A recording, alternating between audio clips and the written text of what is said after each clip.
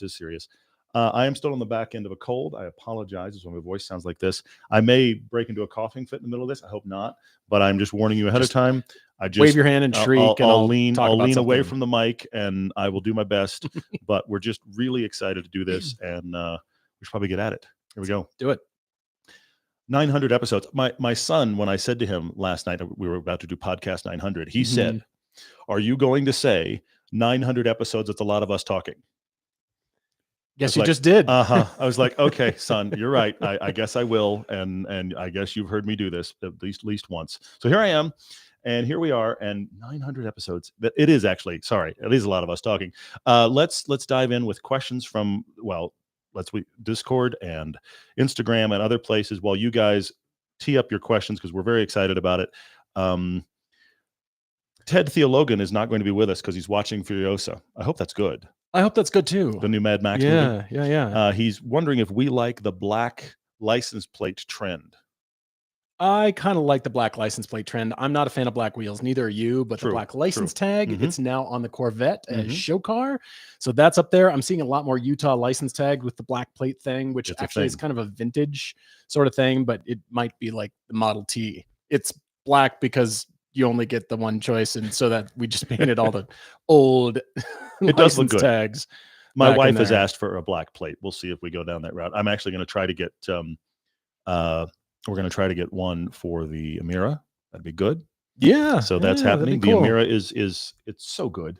I put 500 miles on it in less than 2 weeks. I love it, man. Kind of hoping that I can get all the way to engine break-in by this weekend, but we'll see. Happy Memorial Day weekend, everybody, by the way. We're very excited about that. Maybe you have some time off. Tell the story about swapping the wheels already. You got the wheels swapped out, and it's rolling on silver wheels. Yeah. I cannot wait to actually show you guys silver wheels. I have factory silver wheels and didn't have to powder coat them, because after I dropped that introductory video, a couple of people contacted me about the car, and one guy, I wasn't sure it was real.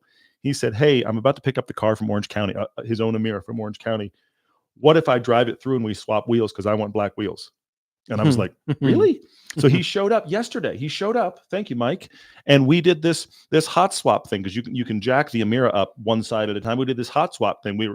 You can't find Emiras anywhere. We had two in the driveway. We hot swapped just to freak out the neighbors even black, more. And both of us left happier. I'm so excited about the silver wheels. It looks great, man. Even better, which I didn't think was possible, but it's very, very cool. I'm so excited. If you haven't seen that video, hopefully you have. Yeah, that was a special moment, taking delivery of that thing. First time you saw it, and I love that you're rocking it. And you're just driving it everywhere. That's excellent. Guys, thank you for joining the podcast. Thank you for being listeners of the podcast, and definitely watchers, consumers of the YouTube content. We really appreciate it. Appreciate you sharing the podcast, because this is a family, right? This is our home for all the car enthusiasts out there. We love that. I'm jumping into a question here from our friend Andrew, known as Color Cartel, asking about the new BMW art car. I did not see it. I do love art cars. I'm not super fan. I'm not really on board with what Jeff Koons has done with his versions of the art car. I feel like it's been a lazy attempt at what Andy Warhol created back in the 70s. I much prefer those versions. There have been other people that have done art cars, the Sharpie drawings on the Gallardos and a lot of other stuff, but BMW just kind of has this thing because of Andy Warhol. So no, I haven't seen it. I need to look that up, but I'm a big fan of art cars of any kind. And I'm a big fan of your art car too. You actually did a 911 not too long ago, a couple years ago, I think. And that was really cool. So I'm a big fan. Club Racer 6 says, will an Indy Miata, that's the 4th gen Miata, the current one, be able to hang with the group at the Utah Adventure, or does he need to go with a C7 Corvette? You know what, man? Bring a Miata. People bring Miatas every year. You have a great time. There are stretches on the trip when having long legs and a lot of power is helpful, but there's short stretches. Most of it is a car you're happy to be comfortable in. And again, I've done it in the Elise, and some amazing tight roads with great corners where you will be ecstatic to be in that Miata. You'd have a great time. Don't worry about it. Got a question here about cul-de-sac cars from Trogdor 147. Thank you for the question. Asking what other cars are examples of cul-de-sac cars, because yes, the Elise is that. And I think it is the BMW clown shoe, the Z3M car, and also the 1M. Both of those, I just saw one the other day. It was the full hard top. The clown shoe was the Z3, the M version of that car. really cool looking. There's Interesting nothing question. What like do you that jump from car. that? That's interesting. Because of its usefulness, because of the engine, because of how small it is, all those things, just the look to it, and of course the 1N. But also, we've talked about those moment in time cars from 2011, 2012, 2013. The Cadillac V Series wagon could be a moment in time car. I think it is a moment in time car, and you're right. There really isn't a good car right now to jump to after that. I mean, it could be a cul-de-sac car too. Because what do you do? The reality is, even if you get a hot wagon in the States and you're lucky enough to do that, you can't get it manual. No, that's and true. That was a hot wagon in manual. That's pretty much done. I also wonder if the BMW i8 is a cul-de-sac car because of what that does. Yeah. Because most car makers have not made a plug-in hybrid supercar looking thing that's really a GT car with a removable top. That's a weird combination that I don't know exists beyond buying that car. That's good. Yeah, all those moment in time cars that we identified. There's PT Cruiser. No, sorry, that's a whole separate thing. Oh no, that is a cul-de-sac car. You could buy the Chevy HHR. The wrong cul-de-sac. Yeah, you're just lost. Turn that's back. What's happened. Yeah, totally good. That's more of like a corn maze. Like you did it wrong. It's not a cul-de-sac so much. It's the corn maze car. That's very good. It's like one of those really good Halloween corn maze. I really like that. That's excellent. Kinds of cars. Yeah, I think there's going to be more of those cars in the future. It's I think the new ND3 will become that. The new Miata will become that. Very interesting. I think it will. I think GR86s are in that category, but yeah. Somebody's asking here. That is Scott Rowe. Scott Rowe's asking, do we think the Toyota Tacoma and the Tundra are way overpriced, or are they both worth it? Two thoughts here. On the surface, those prices are ridiculous. They're crazy how expensive those things are now. However, they are also surprisingly competitive with everything else they directly compete with. Full-size trucks alongside the Tundra cost about what the Tundra does. The Silverados are really expensive now. Those mid-size, trucks that like the Tacoma are about as expensive as that, maybe a little bit less, but not much. So we have two thoughts here. One, I can't believe that the market is that expensive because it just is. Toyota charging a premium for both of theirs. They're leaning on their reputation and hoping that they are both very good. I feel like trucks across the board, though, are too expensive. Trucks used to be the cheap buy. They used to be simple. They are none of the above right now, and so you got to pay for it. Anna Suarez asking about some Hooked on Driving events in the Washington, D.C. and Virginia area. Our Northeast region did a VIR event earlier this year, but it's not as common as we want it to be. So thank you for the note. We are definitely looking more of that area and some other new areas too. But yeah, keep an eye on the calendar. We're always going to be updating that. But interestingly, now through probably September is about the time where we're going to be working with tracks for the following year, for 2025. So we're starting to investigate dates for that. So keep your eye on the calendar there. I've also got a question from Eli Miller talking about early M2s. They're now $45,000. Is one in my future? Eli, thanks for the question. Yes, I nearly bought one years ago. I stayed with Cayman. I really love the Cayman. I drove it again. I got an oil change today. The air filter was really dirty, like embarrassingly dirty, but it just came to life. It's just such a great car to drive. And I do like the M2, but then the competition came out. Then the CS came out, which I liked even better. But then there's the problem of all the GR cars that have come along, especially the GR Corolla. And I've toyed with the idea about one of those just being the perfect winter car, skis, all-wheel drive, winter tires, perfect. I would love one of those, but I admit to wanting a GT4, so I need to sell the current Cayman. I'm sorry. Double the budget. You got to pick a lane. You got to pick which dream garage you want to fill. I get it. Yeah, I totally get it. Yeah. And get a GT4. How can I get into a GT4? Just a 718 Cayman GT4. Just a 718 GT4. With the seats. Everyone. It's got to have the seats. That, yeah. I find a lot of them, but they don't have the right seats. I don't understand. Why would you buy that car without the bucket seats? I don't get it. If you're getting the comfort seats in a GT4, I don't understand. I find a lot of this. Anyway. Jared Byer says, is there a car that is the perfect blend of backroad hot hatch and comfy highway GT car? He's hoping more hot hatch than a Mercedes GLA 45, but also more comfortable. I can think of one right now. Okay. The Acura Integra Type S. That's very good. Yes. Would do it. And here's the other part of that equation. We have a friend, Chris, he goes by the Topher. He does like the definitive POV stuff on YouTube. Yeah. He has the FL5, the latest Type R.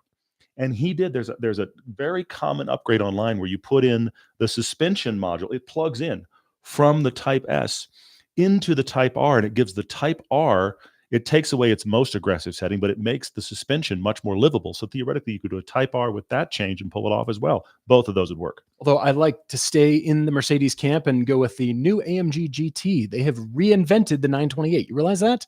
True, the other company true. across town in Stuttgart took the 928, added back seats. It's like the new incarnation of a 928, and I want one. I know it's going to be heavy, but I know it's going to be fast, and it's going to feel lightweight. It's going to be freaking awesome, and I want to drive that car. I'm excited. Really badly. It shouldn't have gotten bigger, and it shouldn't have gotten heavier. It got both. People are still liking it. The last version we loved. Yes. Tim Bailey's asking about Paper Father, my novel here. You know, in my perfect world, I get a lot more novels done. We're a little busy, so it doesn't happen like you wanted. But anyway, he's asking if an audiobook is still in the works. Yes, it is. Unfortunately, it has happened much slower than I wanted, because of voice issues. Honestly, I last summer, I lost my voice pretty dramatically with laryngitis, worse than I'd ever had. When it came back, I couldn't do anything but my normal speaking voice. And I'm really doing the audiobook as best I can, you know, accents, voices, all this kind of stuff. And anytime I did that, it just hurt. So since then, I've had to be very careful. I mean, like I wanted to do it this week. My voice sounds like this. I couldn't. So that has slowed me down a bit. I am 3/4 of the way through recording the audiobook, and there's post-production after it, which is actually, for me, not going to take that long. So yes, it's in the works. I hope you'll want to listen. I hope my performance is decent enough you enjoy it and don't go, what is this guy doing? But it is taking a while just because of voice, honestly. Boondock St. Ryan asking about Hooked on Driving. Do we only work with track owners for Hooked on Driving events, or are there other approved or recognized racing groups that typically host and manage events? There are, and we do like putting on white label events. We're going to start hopefully working with some manufacturers, but we have worked just recently in April with McLaren San Francisco to put on a day for McLaren San Francisco customers, and also the Cadillac V Club. The V Club does a lot of stuff around the nation, but we've worked with them actually just recently, early April, I believe. They were in to the Pacific Southeast. Northwest since. They're Pacific Northwest. They've been to the Southeast. So there's a lot of different groups or chapters of the Cadillac V Club. And Hooked on Driving in the past has done a lot of collaborations with those kinds of events, not necessarily competitors, but other groups, clubs, BMW, Audi, Porsche Club of America, the Corvette clubs, a lot of these groups, and they're looking for special days. And so we're absolutely able to take that on. But to flip that question around the other way, we don't have anyone else host events in HOD's name. It is correct. We have franchisees throughout the nation, and they are actually, those franchisees, thankfully, are great boots on the ground doing events all over the nation for us. But we aren't having the HOD banners being run by someone else, though we do the reverse. Chris is asking about the BMW Beaver Teeth. Are they as bad now as it was when it was introduced, or is it growing on everyone? Everyone? Is it growing on you? The only reason like a fungus. The only reason it grew on me is because of that sweet Schnitzer wagon. It's technically the AC-S3 wagon, sport wagon. It has the Euro plate on it, and I talk about another car I need. You Food, have a big water, list. shelter, Wi-Fi. GT4 and now M3. GT4, AMG GT, I've heard your list. Yeah. M3, maybe a GR Corolla, and I'll just. You're struggling, buddy. I still am struggling. marveling that the Emira is anywhere in my orbit, but you're off there with a 6-car garage. Anyway, I totally get that. Just need more space. NK is actually asking. He's saying Nate K's writing in saying he considered buying a C6Z Corvette. We actually recommended an Indy Miata. He still needs to purchase. He ended up with a sweet E30, which good for you. That's very, very cool. Scott Rose back saying he has a friend with a Frontier that says people only buy Toyotas for the name. The name and the reputation of reliability. I hate to say it, but we're big fans of the new Frontier, and I just read that its reliability so far has not been good. People have bought them in the past because they have been bulletproof trucks. That is why many of the Toyota diehard truck people are concerned about the V6 and V8 going away and replacing them with hybrids that are turboed. We'll see what the reliability is like. Let's see. Mark R asking about paint protection film factory installed, like the new Mustang Dark Horse matte clear package. Factory installed, yes, I do appreciate that. But then there's the buy a car and have a dealer do it, and that's where you get overcharged. And so if you're going to have it done after the fact instead of factory and check the box, I would say find your local install shop. They'll probably charge you less and they'll do as good or better a job. Thank you for the super chat from BJJ is writing in saying he feels like, he says he has a first gen NSX and thinks the Emira is the modern day successor. You were reading our mind because that comparison is coming. So, because I actually think it is the closest one as well. I think, let me put it another way.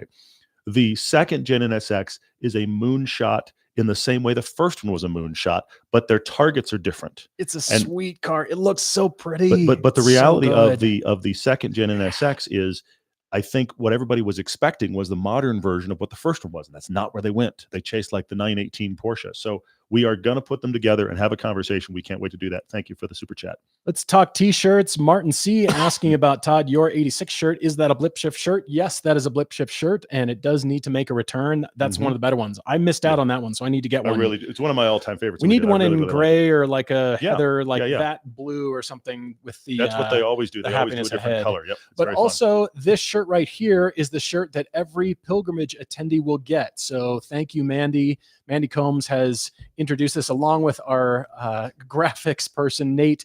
He is also the Cycle Report, and he does a lot of great stuff for us. He designed the Everyday Driver logo. So he worked with Mandy to do this shirt, and this is the shirt that everybody will get for this year's pilgrimage trip. Pretty awesome. So it's got both tracks, red and blue. And then down here, it's like the world tour with all the names. Yeah, it's pretty fun. Yeah, it's all the corner names. I'm really excited about that shirt. Which is pretty cool. So yeah. I'm really stoked about this shirt. So this is just for pilgrimage attendees. We actually are still going back to the Ring and Spa with Hooked on Driving, October 13th through the 17th. There's still some 2 days left. Yeah, it's going to be 2 great. days on Spa, 1 day on the Ring. That is through Hooked on Driving. You can go to hookedondriving.com to find registration there. This is for the Everyday Driver shirt, but it's kind of become a thing now. It's each year's, the annual shirt. It's very cool. And some other swag too. Hayden Norris is saying he's watched our Chuck Wagon video on the F56 Mini Cooper, John Cooper Works. Have we driven the S trim? Which one would we recommend for a fun daily driver? Either. I mean, can you go for the upper trim? The S trim, you're not going to be disappointed by. The John Cooper Works is just a little bit more hardcore, but it's not a drastic change. So I think if you had the S, you'd enjoy it. I think you need to try to test drive both, because I don't know what your roads in your area are like. You may decide you want one versus the other. What's your driving style like? We really like the JCW, but back when I had my first gen Mini, the F53, that was a supercharged, which I loved the supercharged. That was a supercharged S. There was no John Cooper Works at that point. So I really love that car. I would totally go with the S. 3-Point Turn asking about design and driving dynamics. If they're identical, wouldn't it be the smarter move to buy the model that the company builds for better dealership service, especially with technicians who are more familiar?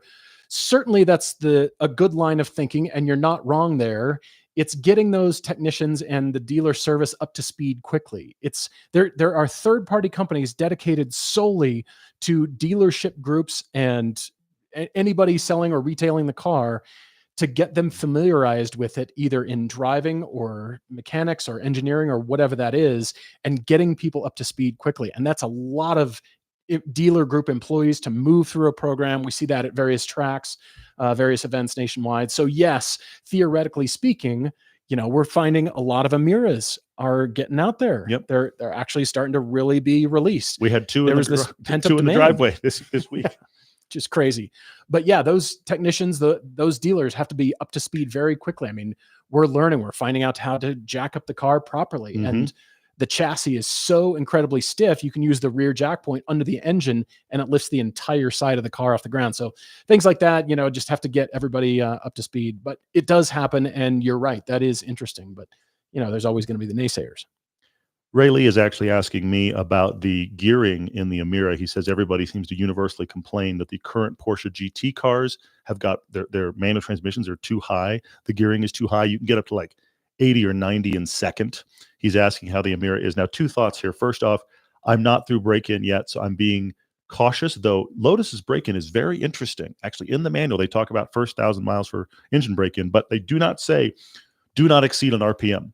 They say, 4,000 is kind of the target, but the red line is almost 7,000, like 6,800, and they acknowledge they want you to explore the top half occasionally. Don't just like lock it off anywhere, or anything above 4,001 is terrible. The manual is very interesting. But to your question, so I'm not revving it out a lot yet. but I find myself in normal driving in third a lot. Do you? Yeah, because third is like mid to lower half of the rev band, just doing normal things. Obviously, freeway is different. I think it is shorter gearing than the Porsche. I'd be curious to actually think about that back to back. When we had the GTS 4.0, I didn't actually think about that point. When we had it with the Emira on our original Comparo, I didn't think about that point at the time. But I'll answer the question to say this. So far, the Emira feels like it's properly spaced and not too long. Kiancho, thanks for writing. Thanks for the question. Kiancho's in a conundrum. Who currently owns a VN, believe that's a Veloster N. He dailies and tracks, but he wants a GR Supra next year. Is it worth it to just modify the Veloster N more for track purpose, or save and buy the Supra? It depends on what you want to get out of your track driving, because of course the Veloster N is excellent. It's designed for track use, but it's front wheel drive, whereas the GR Supra is also designed for track use. Different kind of driving experience. You can get manual with either, but the dynamics on both are so very different. And if you're wanting something next, rather than pouring all your money to the Veloster N to say, I want to squeeze faster times out of it, would the different car just inherently give you a different platform to enjoy more? Maybe it is faster, certainly different engine. You're going to have to decide, what are you going after for your track driving? And that will dictate kind of where you're going with your car purchase. But as far as mods, we always recommend the driver upgrade first, always. And then we recommend tires. Brakes go along with the tires, of course, and do not forget to change your brake fluid. That is very crucial for track use. But those three things, you upgrade the tires alone, you could probably find another 4 years with your current car trying to find the new edges of that car. Interesting, possibly. That's good. Derek Miller, my 13-year-old nephew, is starting a car wash business. Any pointers for him? Be careful. Use Griot's products. Don't scratch anything. Use Griot's products. That's the high points right there. Let's see. Oh, are we getting in the Ioniq 5N soon? G Weeper 64. It is on our short list. We were just talking about schedule yesterday, Paul and Chance and I, because we have a really stacked next 6 months worth of filming. It's amazing how much we're going to film in the next 6 months. It's been quiet first quarter, but now it gets crazy. We're very excited. The Ioniq 5N is on our list. I think it's one of the ones we're going to have to go to LA for. I think so too. And I'm willing to. I'd really like to drive that car. Steve M, I'm finding your question down here similar to the Ioniq 5N. Will we do a comparison of that and the Tesla Model 3 performance? Todd and I are seeing a lot of new introductions, especially EVs, being introduced on track as track-specific cars, as if to say, why would you buy this car if you're not going to also track it? Which is very interesting. And I want to put this thought out to all of you. And it is a thought that came up on our recent Hooked on Driving trip with one of the attendees. And he posed this thought. So it's not mine, it's not Todd's, but he posed this thought. We're seeing the Ioniq 5N come out. During the same time, the week before, of course, the Taycan Turbo GT with the Weissach package was introduced in Spain on a track. We're seeing, the question was, what if all the performance cars become EVs and all the regular cars are just the gas-powered cars driving around on the freeways, and those are the pickup trucks, the SUVs, the haulers, all that kind of stuff. And it kind of stopped me in my tracks, because we're seeing it more, but I can't definitively say one way or the other. But I find it interesting that car manufacturers are introducing EVs as track performance and track-worthy cars.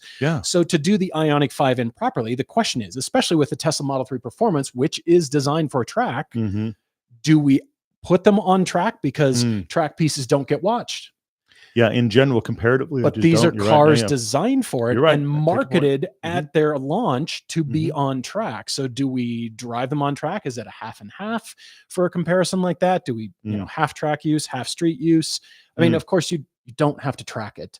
But I find it fascinating that manufacturers are pointing their new launches in that direction. I don't have a definitive answer. John is saying, is there a car that feels like the Mini Cooper S to drive, but doesn't make people say, what a cute car? He said he loved his, but he just, after a while, couldn't take the design or those comments. That's really interesting. You know what? Elantra N. Well, no one will ever say that's a cute car. No. And it is a fantastic front wheel drive to drive. So I think, and even with the refresh, now the refresh is so much better, but it's still not a cute car.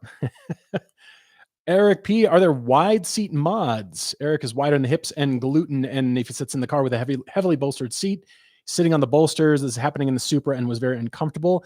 You know, I don't know of too many wide seat mods in particular, but I know good upholsterers can take care of you. Very, very much so. That'd be more of an individual fitment, but think of it like a Formula One fitment. You know, they pour the foam around the guy and, you know, you're molded in the seat. I'm sure a great upholsterer could do the same. Also, do agree that the Fiesta ST is an option of one that would not be a cute car. I see that answer here. That's good as well. Trogdor147 says, he's hearing people say that the steering feel on the first-gen GT86 is better than the second-gen GR86. Others say the opposite. What do we think? I'm very sorry, guys. Very sorry. I think the GR86 is a fundamentally better car across the board than the first-gen, and I owned both. Okay, I think it's a better car. You could potentially argue that the steering feel of the first is slightly better than the second, but the entire car has been improved. I would say in every category you can think of, probably about 5%. So if the steering got 3% less, but the whole rest of the car got better, I think the GR86 is a better car fundamentally across the board. The first gen, what's interesting about those is they're becoming like a Miata in that you can get a great car for not much money on the first gen. Super 65. Asking about the future. Will people put the cheap stick-on fake intake vents on EVs, regardless of the fact that the car does not need intakes? That's fun. I like that. That's an interesting question. What cheap, crappy mod can we sell? What can we all come up with that we can sell that people will buy to stick on their car, like fake portholes or fake vents, or, you know, you outline the door trim in chrome. Well, thanks to Jeep Wagoneer, you can get that from the factory now. So good news, everyone. Let's invent something. I don't know what that would be. Canards? Maybe canards for the front of your EV track car? For 5 minutes, there was a Park City-based company selling those eyelashes. So you just got to hit that. I still see those. That perfect. That was a Park City-based company. I know. Every now and then you just hit that ridiculous thing that for whatever reason everyone must own for 5 minutes, and then it goes away.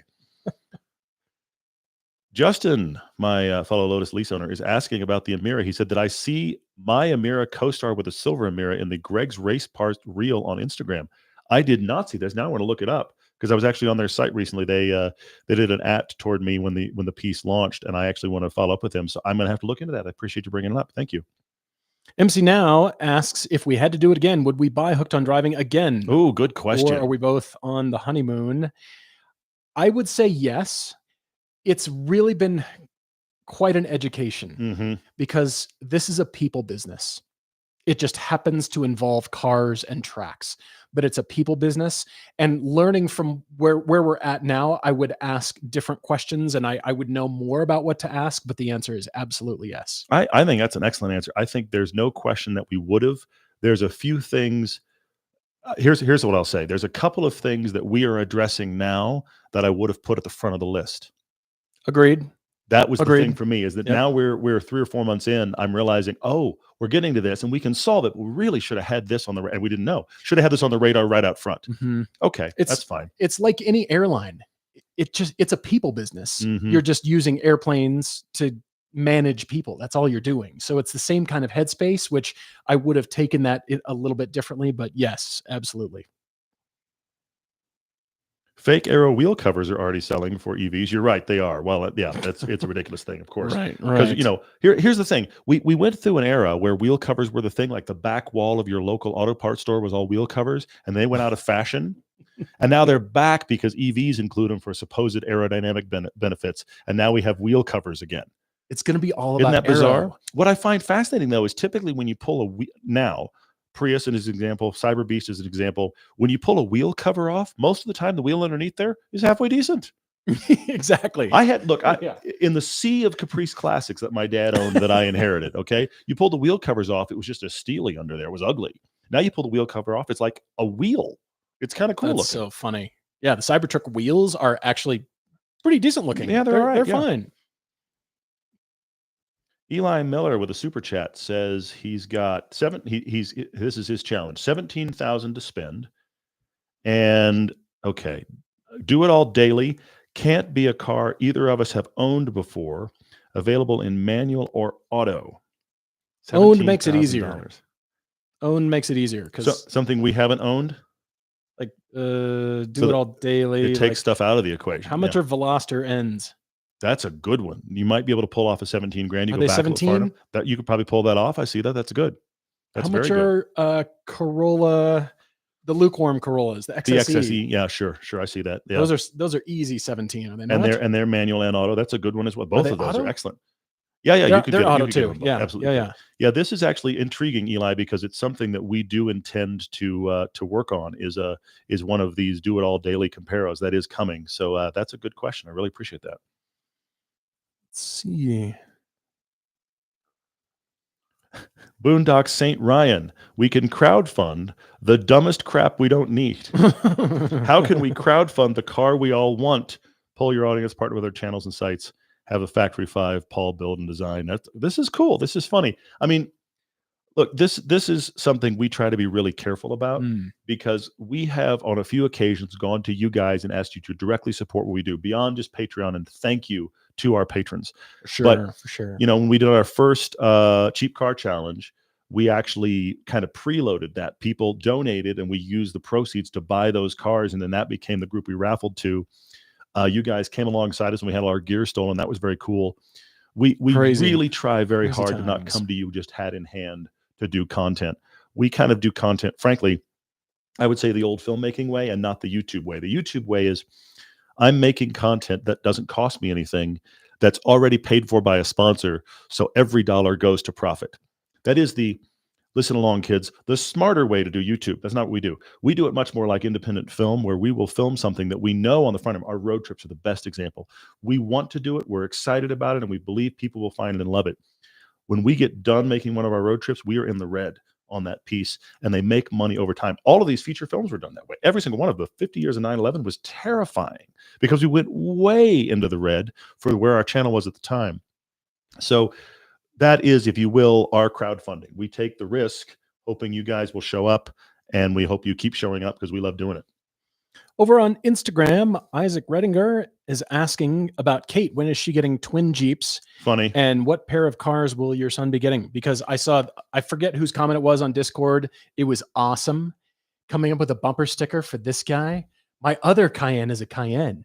That's very good. There was a joke on Discord. All of our patrons are on Discord, so thank you guys. There was a joke on Discord when there was a lot of debate about what my next car was going to be, that I was going to pull off a third Cayenne, so I had one of every generation. What a great idea. Missed opportunity, right? Totally. I could own the entire. There's still time. Here's the irony. The door's not closed. I feel certain I am the only journalist who owns more than one Cayenne consecutively. And when they launched the latest Cayenne, we were not invited to the launch. We are still laughing about that. The irony there is whatever. Anyway, yeah. We'd rather have the Cayenne for a week to do what we want with it rather than being guided through, but whatever. It's all good, right? What else you got? How much of a rattle trap was Kyle's Cyberbeast? This is G Weeper 64. This is okay. Kyle Connor runs the out of spec EV focused YouTube channel. They're very successful over there. We're friendly with them. Jordan Schieffer, who shoots with him and works with him, also shoots and works with us. So that's really cool. Jordan was coming back from the Grand World Tour with that Cyberbeast. He took it out to LA. Matt Farah drove it for his review. Motor Trend had it for a week on their review. Jason Fensky did the 911 towing with it. Redid the drag race. So lots of stuff happened. It is 12,000 miles on it. We have that review coming out on the Test Drive channel right here on Sunday, our Cyberbeast review. We look forward to talking with you about it. The interesting thing is 12,000 miles has to be the highest mileage Cybertruck out there. It has to be. They keep driving it. And you know what? It was fine. It was fine. Everything worked fine. It was not a rattle trap. It was just all fine. The tires were pretty worn down, so that's going to be kind of an expensive charge. But you know what? Thanks to Kyle for letting us drive it and Jordan for bringing it by. We had a great time with it. It was very interesting. But as soon as we started driving, we saw another one and then another one. And then it was sort of like, you're not unique. It was the weirdest thing, but we did have fun driving it. I'm very curious. You'll hear all of our thoughts on Sunday. There's a lot of debate. It's actually kind of a longer test drive. We enjoyed shooting it, and that was actually here's the ridiculousness. The reason that Cybertruck is in my Emira reveal is because the day we picked up the Emira is the only day we had with the Cybertruck. So I drove the Emira home and parked it and spent the rest of the day with the Cybertruck. It was very odd, but I was glad we could do it. Launch control hurts.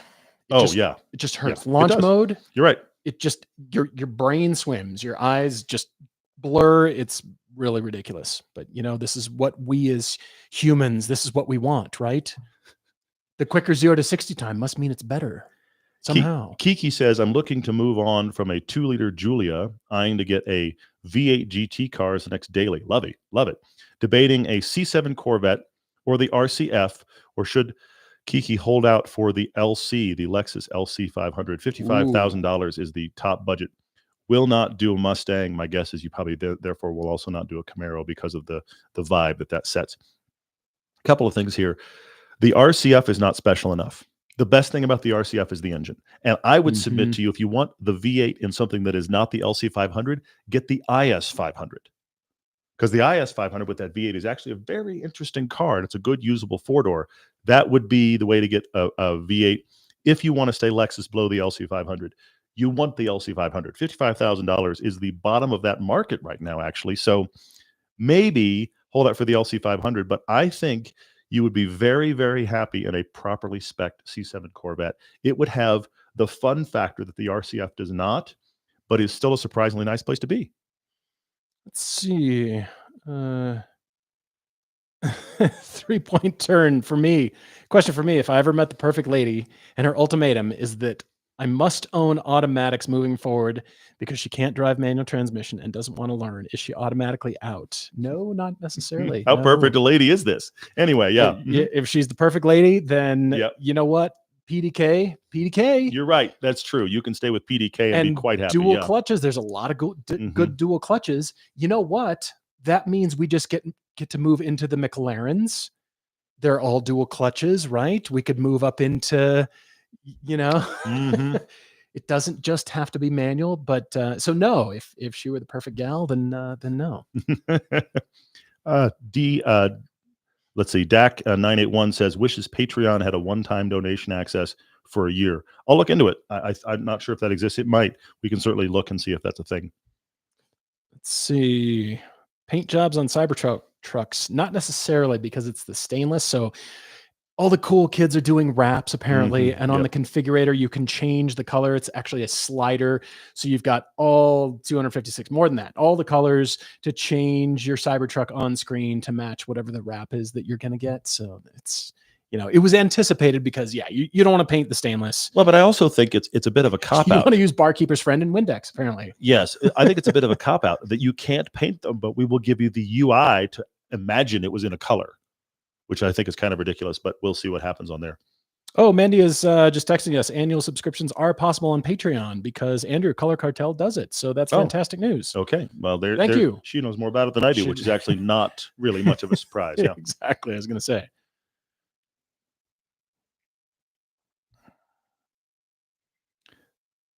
Keoncho says, Todd and Paul, are you guys going to do a road trip and come out to the Southeast Coast and do a meetup HOD event at Road Atlanta? We would love to. It is on our list. One of the nicest things about this Hooked on Driving acquisition is we can go to more places in the nation and have events. So it's something that's definitely on our mind. We are looking at a few cool tracks for next year. And it gives us, I don't mean this to sound weird, but it gives us an excuse to come that doesn't have to be based on, do we have a brand new car to drive? So we're very excited. Hopefully we want to come Southeast. We also want to do Tail of the Dragon because we've never done that. It seems like an obvious place for a road trip. But our road trip this year is going to, in our road trip film coming up in July, we're shooting it. It'll probably come out in around September. That is ending at a Hooked on Driving event. That's the other thing that's very exciting is we can do one of these road trips that is this destination. We show you the cool roads, we show you the history, all that kind of stuff, and have as our terminus a Hooked on Driving track day and a cool track. So that opens up all kinds of great road trips.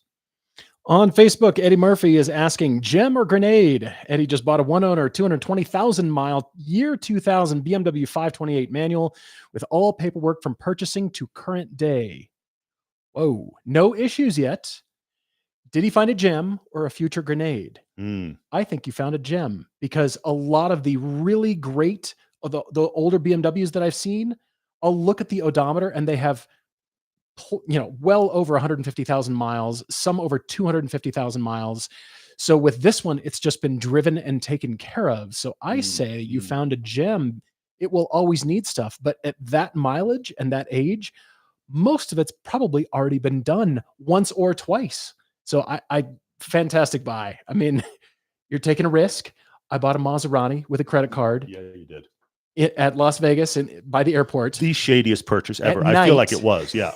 In a weird parking lot from a guy who used a bail bonds office, and it wasn't his office, and I gave him a credit card. There's stacks and stacks of weirdness on that. Plus, the thing I think also is great about that story that we don't ever hit on properly is the fact that we left the floor at SEMA, got into a cab, and said, "Take us to the shady dealer. Take us to this weird address." Very sorry, guys, about the coughing, but I'm doing what I can. I'm sorry. Are you feeling better? John Canterfy says, "What are the most beautiful cars on sale today?" I'm biased, but I'm saying Emira. Emira is pretty. Lexus LC500. That's going to be a pretty car in 25 or 50 years. The LC500 is spectacular. Those are my top two that I can think of, because anytime I see either one, granted, I own an Emira. Anytime I see either one of those, I'm just like, it's just great looking. It's phenomenal looking. Those are my top two. There may be others that filter into my brain. I'll just randomly shout out a car like I've got car Tourette's. I do like the AMG GT, but this new version is not as pretty as the last one. The last one was just gorgeous. Last one was really, really good. I agree with that. Yeah. The proportions changed because they added the 2 seats and changed the drivetrain a little bit, but still, it's really good looking. It's really pretty. Nathan Goals is telling us that the other day he was watching a TFL truck episode with the Cybertruck, and the podcast on screen was us. I love that. No kidding. That's really, really funny. Awesome. I hadn't seen that. That's funny really to hear. cool. Those are good guys. Yeah. I love it. I love it. Oh, funny. Dak981 also says he recently found someone that makes stickers to put on the blanks in your Porsche interior that don't have anything. Oh, yeah? And they're all based on Mario Kart, so you can have turtle shell, banana peel. No kidding. You can act like you're dropping all of those. That's very funny. I love it. How hot is it typically in Utah in July for the adventure? Russell, depends on the day. I mean, I would say this. It'll be warm. It won't be oppressive. But if your air conditioning works, I mean, look, I survived it in the Elise. It was a bit sweaty, but it wasn't terrible. So look, it's hot. It's hot. You survived, but it's not. You lost weight. Exactly. It's not triple digit. Sticky. Utah's actually fairly dry, so it's a dry heat. So yeah, it won't be too terrible. It's a little bit like high school wrestlers who use the hefty trash bags and jog around with the trash bag and the sweatshirt over. You're saying this is me in the Elise? That's the funny. automotive equivalent of that. Yeah. You'll lose weight in that car. Looking for questions here. Oh, I agree. Trogdor, the Miata RF is one of the most beautiful cars being sold right now. I totally 100% That's a great agree with that. That car is another one. 25, 50 years from now, still will be pretty. Mm-hmm. Cybertruck, not on the list. Is it too much to ask all of our car manufacturers, all of our designer friends, to start designing pretty cars rather than severe or very purposeful cars? Every car has to have an element of just beauty about it, does it not? You'd hope so. We're sitting in traffic, we're looking at the sea of cars. Why can't we have beautiful, pretty cars? The ones that are standing out, they are so because of proportion, certainly because of the packaging, because of what they do and where the engine and the passengers are fit. But I still say pretty cars need to happen. Minivans, we need to bring beautiful lines back. Remember the minivan? What was it called? I forget what it was called. What was the Chevy minivan that looked like the Dustbuster? The Silhouette. The Oldsmobile Silhouette. Pontiac. There was a Pontiac equivalent, of course, but it just looked like a Dustbuster. Yeah. I don't know. It was terrible. Yeah. Jeez. Asking about the break-in on the Emira. I am 500 miles as of today. I've done that in under 2 weeks, and I'm hoping to get most of the way to engine break-in by this weekend. It was funny. I talked to a guy at Cars and Coffee last week. I missed my estimate. My estimate was that the first Cars and Coffee I go to, I was going to be one of 4 Emiras. I was 50% wrong. There were 2 Emiras, but the other guy came up and talked to me about another one. Yeah, exactly. Came up and talked to me about it. And he was talking about how close he was to break-in. He was like 750, 800 miles. This is where the conversation got funny. I said, "Oh, really? How long have you had it?" "Oh, like 8 weeks." I was like, I'm halfway there in 1. But of course, I'm obsessed. So that's how that works. 3 Point Turn says, we're talking about car designs all the time. Have there been any OEM accessories that stood out throughout these years that were really good design with function? Accessories. It really comes down to a lot of off-road accessories. There aren't too many accessories for cars, I don't think, short of, I guess, a front spoiler or the change to the front clip, like the Porsche design version instead of the standard one for the Cayman. Spoilers, I suppose. Wheels, but most of them I think are on the truck side. It really has to do with bed management, all those kinds of accessories, the rock sliders, the front and rear bumpers, that kind of thing. I think off-roaders have a far better time with cool accessories that are long lasting. But my friend Jim did get his Cybertruck, and he ordered the Cyber tent, and he's going to have it fitted soon. And he offered it to us. And I want to fit the Cyber tent, because then you level the car. There's a button, and depending on the uneven ground that you have parked your Cybertruck, it will level the surface. So when you're sleeping in the back under your Cyber tent, you can lie flat. It'll be stable and comfortable. I love that accessories were made for that car 3 years before it came out. Cyber People tent. I'm sorry. People actually put their life savings on, I've made a tent for a vehicle that weren't sure was going to exist. Church of Petrol, thank you for the super chat. Are there any opportunities with Hooked on Driving? Yes, absolutely. He said he would love to help us some events, maybe even instruct if deemed worthy to do so. He's in the Southeast right now, but open to travel. Give us an email at Everyday Driver, and actually, you know what? Better. Give us an email at theguys@hookedondriving. There we go. Yes. That's our Hooked on Driving email address. Of course, we're obviously both reading that. We can connect you up with Steve in the Southeast and Mark and Cody in the Northeast, depending upon where you are, and talk to them about it directly. They can talk to you about possibly coaching or that kind of thing. I mean, there are opportunities in those regards. There are opportunities also in possibly being an additional franchisee. We're looking for other franchisees. I don't want to go too far down the road in that discussion, but there is places where we're expanding, and if you're interested, we'd love to have a conversation. So the guys at Hooked on Driving for that stuff. Let's see. Club Racer 6. What about the roof box? Our colleague in Utah, known as Strad, rocked that on his Lambo. And then he did the whole wrap thing. I actually liked that. Okay. I've actually considered doing the same thing with the Corvette, but I don't know why. I don't know what that would do, but it would just look cool. But you're right. The roof box is pretty cool. The aerodynamic is pretty cool on a sports car. But we did skis with our sports cars. That'll come out in October. That video will come out in October. So we did skis, and we were rocking Vredestein Winters, Windtrack Pros. It was actually really more fun than I ever thought it would be to drive the Elise in a blizzard. It was so much fun. Just was donuts fantastic in the parking lot. I mean, that car is so light and tells you so much. Sorry, Elise rant. Tells you so much information anyway. All of that transfers to winter driving, which is awesome. Aiden Torres says, have we ever considered a road trip with our mountain bikes to a place like Bentonville, the Emira, and see it would look cool with mountain bike rack? It's that whole James Bond thing. What cool racks can you put on? I do like that. Totally. I will say this. Our hope is, and I don't know if it's going to pull off, but we're trying for it, is to take my first gen Cayenne, make it into more of an off-roader, and take that to Moab with bikes. That's actually on our list this year. We'll see if we can do that. Which of the Cayennes are you talking about? I forgot. Yeah, the first, the 2010. Yeah, thanks for that. Thanks for the slap. So I appreciate it. now. It's excellent. You're right. There's quite a few. Can't keep track of them all. Yeah. Anthony G says, in what world of any level of common sense would it be good to trade his 86 for a K truck as a new daily? That's very funny. Is there any way you could do both? Because the 86 is really good. And I don't want that to leave your life because it's just so good and it's just so much fun. But I do love the idea as the K truck too. I think you'd miss the 86 a lot if you did the K truck, because the K truck would be more novelty and it would be fun for about 11 minutes. Yeah. The GR86, I would say, honestly, if you are, your commute, your daily commute is narrow and questionable for its safety around other cars, then K truck would be a blast, because you wouldn't care and you'll fit everywhere. So if you find yourself driving your 86 around going, I'm nervous, then I think the K truck would be more fun. But to Paul's point, I think the novelty would wear off quick beyond that. So we'll see. DAC981, speaking of HOD, have we thought about partnering with existing schools at some tracks? DAC's local track is Mid-Ohio. Their school offers track days with instructors.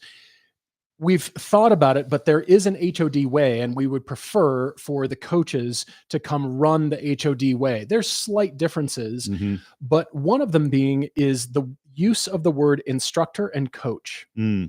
And this is really hitting home for us, because instructor tells you what to do and you do it and it is successful and you don't know why. Whereas a coach wants to pull that information out of you. It's a little bit of a sociology experiment, more so than just, I told you to turn in there. Well, why? I don't understand why I'm doing this. I'm following instructions, but I want to understand. So that's the term. That's what coaching really means. And so that's what we want to bring to all of our students, everybody who attends HOD, is to pull that information out of them to help you move up through the ranks, to help you become a better driver, but not just tell you what to do. It's easy to just be told what to do. That's what your driving instructor when you're 16 told you what to do and was looking for specific things, and you did it, and now you're a good driver. No, you're not. You just checked off all the boxes. So we want coaches, the HOD coaches, to be able to pull that information out of you and then say, okay, so next time I would, let's try that a little bit earlier, that turn in earlier, and see how that feels. And maybe that resonates, and it's pulling the information. And it's always that interaction between student and coach. And when I say student, that is not a derogatory term either. We are always students and always learning to become better, faster, more engaged, more attentive, better drivers. Eli Miller says he was playing along with the board game, the 15 item must beat 15 item board game. Oh yeah. He said he thinks that the Elantra N ticks more of the 15 items than any other car on sale. What are our thoughts? To be honest, Eli, I would have to actually have the list in front of me. That was one of the things about it, is if you didn't have to meet all that, here's the alternate way to play the game. When you get the box, the board game box, and it says, here's how you play. And then sometimes you're like, here's the other way to play. The other way to play is the way you're playing, Eli. And that is 15 requirements. What's the most you can meet with a single car? We didn't play that way. That's almost a whole other topic Tuesday. I like it. It's good. Yeah, it is. Holy moly. Coming up to the top of the hour already. Really good stuff. Going fast. Oh, Trogdor, you have made my night. You've made my night. This is on my list. What vehicle would you choose for a road trip through the Dalton Highway? The Dalton Highway, for those who don't know, it is the road to the top of Alaska. So you essentially, you start in Anchorage and you work your way up to Fairbanks, and then after that it's just Dalton Highway. And somewhere in the middle of that, it turns into just dirt, and it's you and trucks. And I would love, because it's me, to do it in a sports car. Would absolutely love to do it in a sports car. But if I'm honest, to answer your question, I would probably take an 86 with a slight lift and some more all-terrain tires. Which is what Chris did with his. I know. I'd be the happiest. I can't believe we've referenced the Topher twice on this podcast. That's amazing. I think that would be brilliant on that road, but I'd do it in a Miata. I would do it in my Emira. I probably have to paint protect it again, like an extra layer, like a secondary layer. Bubble wrap around Seriously, that thing. I would love to do that drive. It's on my personal list. We shall see.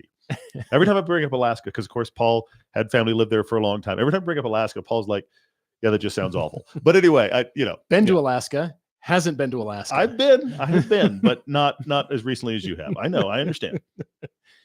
All right, let's see. What do we want our brand to be when podcast 1800 comes out? Maybe that's cool. 1800. Yeah, that's twice as many as now. Twice as many as now. Club My Racer son's 6. going to be running the podcast, and you and I are going to be sitting around going, in my day, we had microphones. It's going to be like a hologram somewhere, and you and I are going to be, I don't know, doing something else. So that'd be another decade. Be another decade. Yeah. So 10 years from now, all of this is white. That's where this goes. Yeah, it's good. Seriously. I mean, here's the thing. We were just talking about it. This time next year will be 1,000 podcasts. We'll be 11 years in. It'll be 1,000 podcasts. Crazy. I don't know what yet. I'm happy to hear your thoughts. We're going to do something for 1,000. We're going to do some sort of meetup and live audience live stream of podcast 1,000. Mandy already is having ideas. I guarantee you, Mandy is having ideas this minute. But we want to do something around 1,000. There in needs a to year. be something special. That'll be cool. I agree. Absolutely. Yes, we do. 1,800 though. That 1,800 is a little ways out. That's Let's hard. get to That's 1,000 first. Yeah, for Let's sure. do 1,000 next year at this time and have a cool party and a cool gathering. And yeah, I like it. Sorry, man. It stinks. Cycle the Dalton. That sounds terrible. Anyway, moving on. Yeah. I'm thinking no. You should buy 1,000 horsepower car to celebrate next year. John, that's funny. I do like that. That's very funny. And yes, Church of Petrol, it will absolutely be a live show with an audience. 1,000 horsepower car. 1,000 horsepower cars only.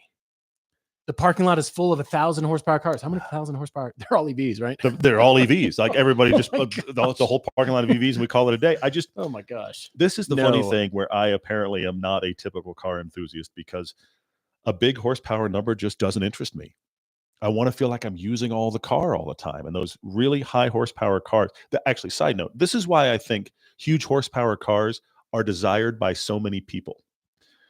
Yes, bragging rights. But beyond that, I think The average driver doesn't want to use full throttle. They want to use like a little bit of throttle. And if you get a 1,000 horsepower car, a little bit of throttle is full throttle for something less powerful. And so they get in a car and they don't use full throttle and they think, well, this is just slow. I want to wind it out. I want to make an impression in the firewall and feel like the car's doing everything it can to feel that rush of using the car. And then let's change gears and let's keep going.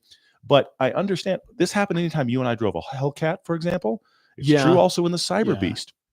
You go everywhere by just wiggling your big toe. And you're like, pass that person, pass that person. I haven't floored it the entire time. And when we do, we have to do it on camera somewhere near nothing because it's just a cloud of smoke and a bullet. So I think most people drive with that just little press on the accelerator and they never really use it all. So we have to have 1,000 horsepower. So that feels powerful. I'm coming to the conclusion that between 250 and 600 horsepower is the sweet spot for me, at least. Because did you say 250 to 600? I'm leaving that open. Wow. It's a nice window. It's a nice. You really narrowed that down, it's buddy. A nice Bravo. Window. Yeah. The Arturo was 671. The M3 Touring, the Schnitzer Tune was 610 or 600.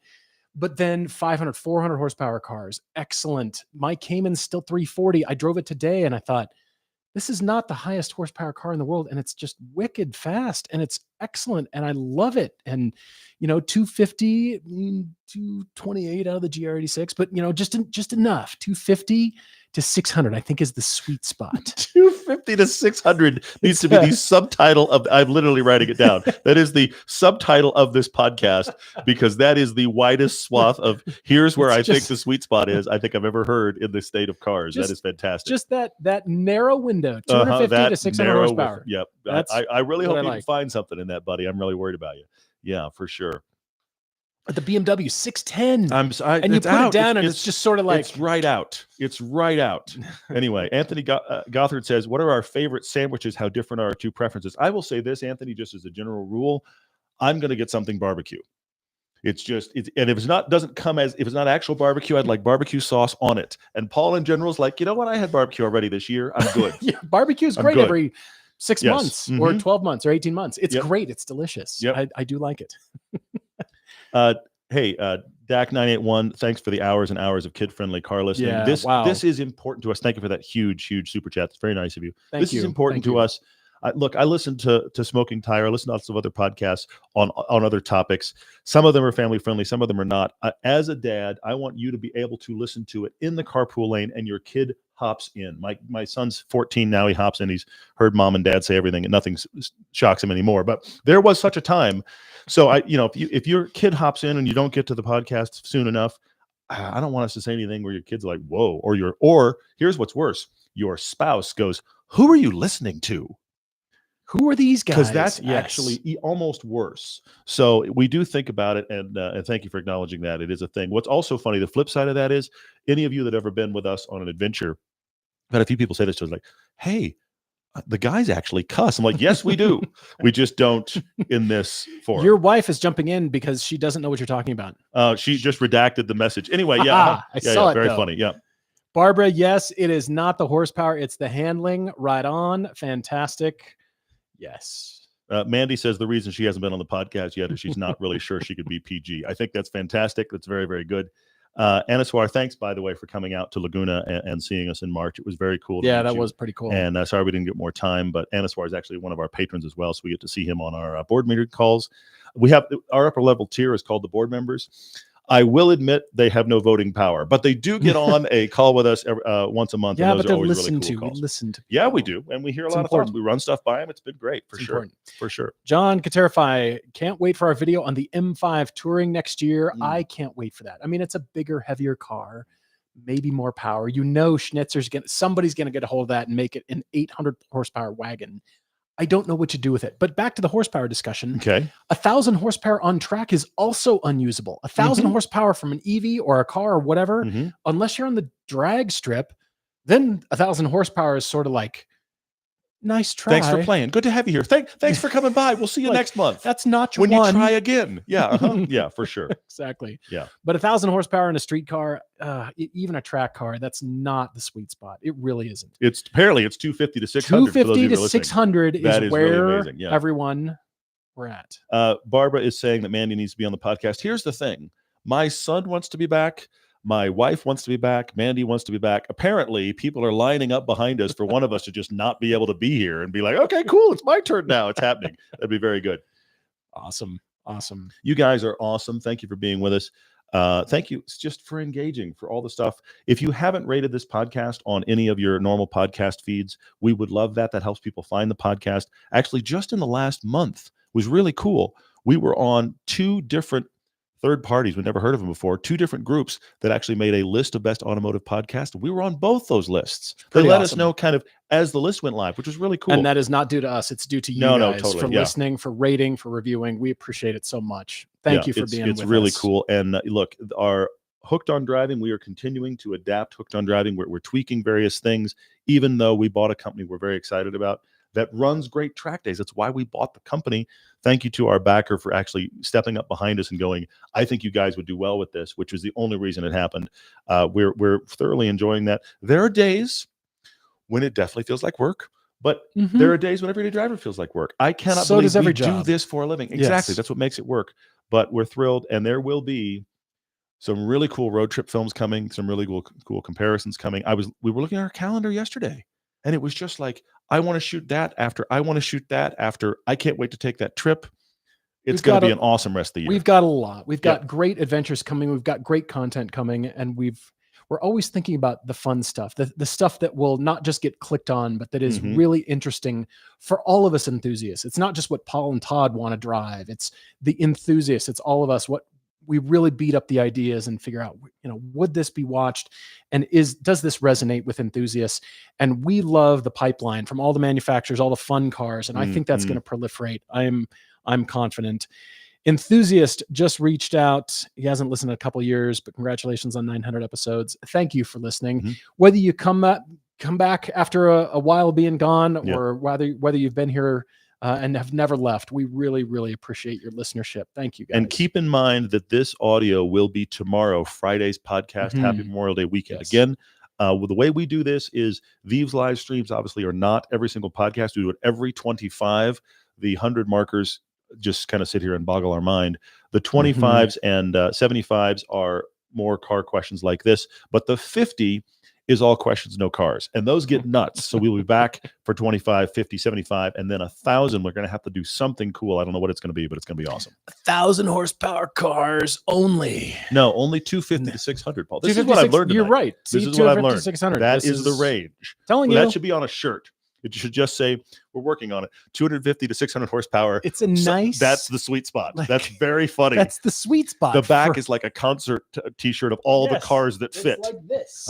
It's like this. But it's going to be like 8-point font of all the cars that work in that group. There's a wide swath there, buddy. Anyway, that's very fun. Church of Petrol, thank you. Has been with us for 11 or 12 years. Came for the filmmaking, stayed for the community. That's right. And maybe HOD involvement soon too. Thank you. Thank you. It's your involvement, and it is the community. It really is, because when people actually meet, then you go, oh, there's a name behind the, for face behind the name. For sure. Well, and it's really cool. Sorry, we were having this conversation with something else the other day. It's one of the other things that we enjoy is we do actually read YouTube comments, and we respond to very many. And I find it amazing when somebody just goes full keyboard warrior and realize somebody on this end reads it and goes, hi. I just, we're conversations have happened there for sure. So anyway, I do realize that 250 to 600 leaves the Elise out, but this is Paul's list, not mine. So this is my list. It's okay, but it includes the Emira. It includes all the Avoras, most of the Avoras, right? All the Avoras, but not the Elise with the superchargers. Elise with the supercharger is like 240. It's just under. I'll let you in. Thanks. Hey, you're being very accommodating. Thank you so much. Power to weight does matter. Mark Cooper said, settle a dispute. That's a good way to end. Saw a Lotus Elise driver with tan leather driving gloves. He thinks it's silly for any vehicle without a wooden steering wheel to have driving gloves. His buddy thinks otherwise. I've never gotten it. I've never got, even on a wood steering wheel, I've never really understood driving gloves. If that makes you comfortable, let me put it to you another way. If that makes you go have a fun drive, put on your gloves. I know exactly what to buy you for Christmas. I really don't want any. Thank you. Thank you so much. But thanks. Exactly. But I don't see the purpose. Even one of my favorite things about the E-Type and those wooden steering wheel cars, when I was growing up, I was like, that's what's up with that steering wheel. Then I drove one, and there is so much tactility in a thin wooden steering wheel. I don't want to take it away with driving gloves It's like at all. You're driving furniture. It's great. Wheeled by IKEA. That's actually not the case. No, not IKEA. No, I know. Nothing, that IKEA totally winds you up. cars do not. Totally no. winds you up. I think it's IKEA and unnecessary, anything. But I will say again, if it's one of those things where if the gloves made that person go do a fun drive, if that eventized it for them, then put the gloves on. Gloves when you're racing, gloves on track. I get it. All right. We'll wind things down. Thank you guys for being with us for the full hour. Yeah, we really cool. appreciate it. And yes, rate and review. We've said before, and 900. And there's honestly, I'm beating it to Amazed. death because this week it became very real to me. There is so much cool stuff coming.